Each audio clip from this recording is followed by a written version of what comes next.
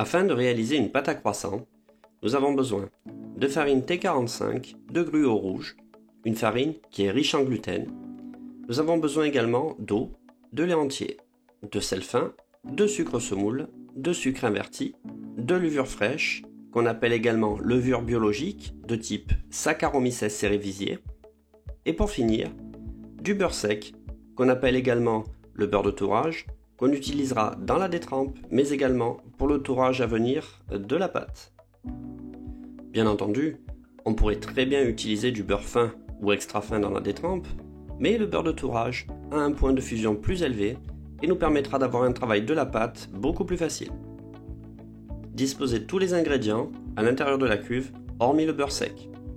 Certains professionnels intègrent la totalité des éléments et il est vrai que cela ne change pas grand-chose au procédé de la recette. Les éléments cruciaux à maîtriser sont les ingrédients, le matériel utilisé et la durée de pétrissage.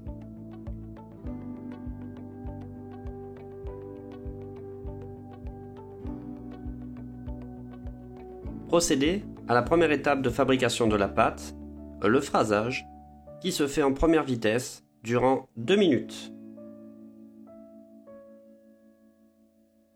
Phrasage qui va s'effectuer grâce au crochet. Le phrasage de la pâte consiste à amalgamer tous les éléments afin de les rendre homogènes. Cette étape est assez rapide et se réalise toujours à petite vitesse. Lorsque la pâte commence à être homogène et se décoller de la cuve, on peut considérer que le phrasage est terminé. Incorporez le beurre froid coupé en petits morceaux, puis passez à la deuxième étape de fabrication de la pâte, c'est-à-dire le pétrissage. Pétrissage qui s'effectuera en première ou deuxième vitesse en fonction du matériel utilisé durant 10 minutes et permettra de démarrer la formation d'un réseau glutineux. Selon les farines, la force n'est pas la même. Il est parfois nécessaire de les couper. C'est la raison pour laquelle on peut rencontrer des recettes avec de la farine de gruau rouge et de la farine de tradition. En définitive, nous avons besoin de force au sein même d'une pâte à croissant, mais celle-ci doit être modérée. Chaque professionnel va ainsi adapter son protocole en fonction des ingrédients utilisés et du matériel.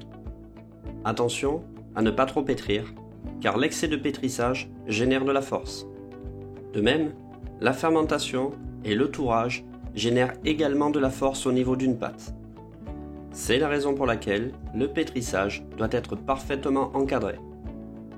À l'issue du pétrissage, la pâte est homogène. La température idéale de la pâte se situe entre 22 et 24 degrés. Récupérez la pâte sur le plan de travail légèrement fariné et la rabattre. On peut tout à fait procéder à un petit pointage d'environ 30 minutes.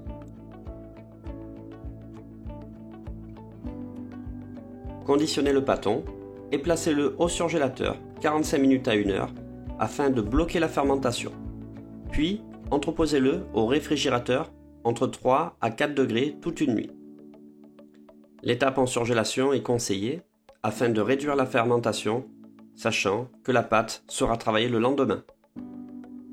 La pâte contient du sucre inverti qui peut être remplacé par du miel. Celui-ci va permettre, en outre, de démarrer une activité de levure très rapidement et par lien de cause à effet, de dégager au sein même de la pâte des saveurs caractéristiques liées à l'activité des levures.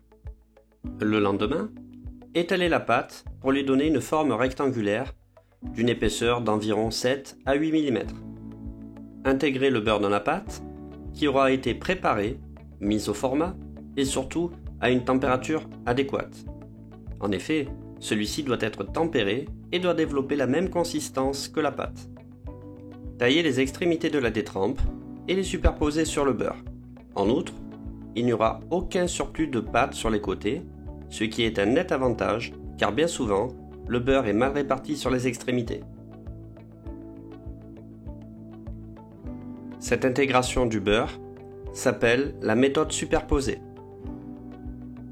Il existe bien entendu une multitude de techniques d'intégration du beurre et chacune reste valable et dépend de l'appréciation de chaque professionnel.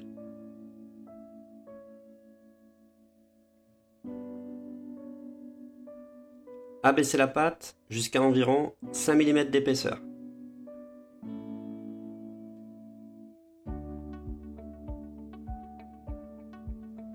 Afin d'obtenir des angles parfaitement droits et de beaux feuillets, il est d'usage de parer les bords. Bords qui peuvent se retrouver sans beurre, et ceci nuirait au bon développement des feuillets. Ces parures seront ensuite utilisées en intégration dans une note détrempe ou tout simplement retravaillées avec des pépites de chocolat et cuites dans des moules. Réalisez un tour double.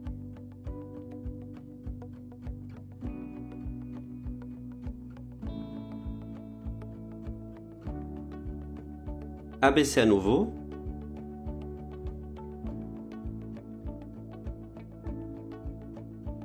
Et pour finir, réalisez un tour simple. La pâte à croissant classique ne contient généralement pas plus de tours, même si certains professionnels effectuent 3 tours simples. Une fois le tour double et le tour simple effectué, filmez la pâte et entreposez-la au frais 20 à 25 minutes pour la raffermir. Il est très important de bien conditionner la pâte durant chaque étape du procédé de fabrication, afin d'éviter que celle-ci ne croûte et provoque des éléments disgracieux. La pâte à croissant est une base utilisée pour la confection d'une multitude de pièces comme les croissants, les pains au chocolat, les oranais, les pains au raisin et bien d'autres encore. Elle est également à la base des viennoiseries bicolores si populaires.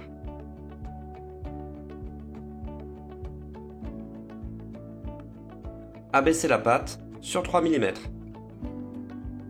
Réalisez une abaisse de 30 cm de large sur environ 45 cm de long. Détaillez l'abaisse en réalisant des rectangles de 15 cm par 8,5 cm. Afin de faciliter la découpe, il est très utile de détailler à l'aide d'un cutter très tranchant. Positionnez 2 bâtons de chocolat accolés et roulez le pain au chocolat droit. On peut également poser un bâton, rouler légèrement et poser le deuxième bâton, puis rouler la totalité. Il est très important de ne pas tirer l'abaisse sous peine de voir les feuillets se fragiliser.